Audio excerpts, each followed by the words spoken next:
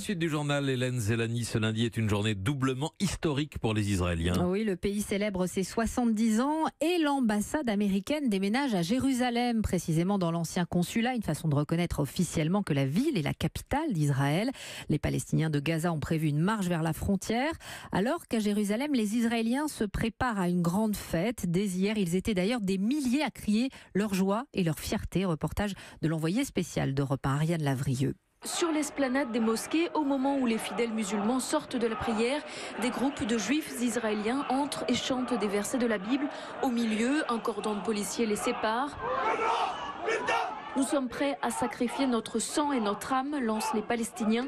Et quand un Israélien tente de percer le barrage des forces de sécurité, le face-à-face tourne à l'affrontement pendant quelques secondes à côté de Firas. C'est interdit de s'approcher d'eux, mais les colons entrent ici pour prier haut et fort. Et quand on leur demande d'être moins bruyants, ils nous attaquent et nous frappent.